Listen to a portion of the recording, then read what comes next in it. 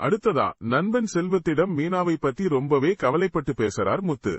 செல்வம், மீனா ஊருக்கு போயிட்டு வந்ததுக்கு அப்புறம் தான் இப்படி ஒரு மாதிரி இருக்கா அப்படின்னு சொல்றார். உடனே செல்வம், கண்டிப்பா அங்கதான் ஏதாச்சும் நடந்திருக்கும் முத்து அப்படின்னு உறுதிப்பட சொல்றார். அப்போ முத்து, ஆமா, ஊர்ல ஒரு சாமியார் மீனாவை பார்த்து இந்த ஊரை விட்டு போயிடுன்னு சொன்னாராம் அப்படின்னு சொல்றார். இதை கேட்ட செல்வம் யோசிச்சுட்டு, ஒருவேளை அந்த சாமியார் சொன்னதை நினைச்சு மீனா ரொம்பவே அப்செட் ஆயிருக்கலாம் முத்து. அதனால எனக்கு தெரிஞ்ச ஒரு சாமியார் இருக்கார், அவர்கிட்ட இருந்து மந்திரிச்ச கயிறு ஒன்னு வாங்கி தரேன், அதை கட்டினா நிச்சயம் சரியாகிடும் அப்படின்னு சொல்றார். செல்வத்தோட யோசனையை கேட்ட முத்துவும் சரின்னு சொல்றார். அதுக்கப்புறம் வீட்டுக்கு திரும்பி வர்ற முத்து மீனா கிட்ட வர்றார். ஏன் மீனா இப்படி இருக்க, உன்னை பத்தி எல்லா உண்மையும் எனக்கு தெரிஞ்சு போச்சு அப்படின்னு திடீர்னு சொல்றார்.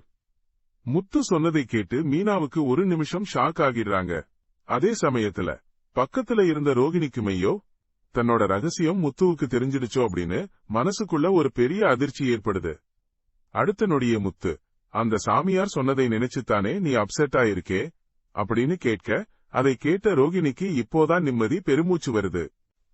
ட்ரெண்டிங் நண்பன் சேனலை சப்ஸ்கிரைப் பண்ணுங்க. இந்த வீடியோ பிடிச்சிருந்தா லைக் பண்ணுங்க, ஷேர் பண்ணுங்க. அடுத்த வீடியோல பார்ப்போம்.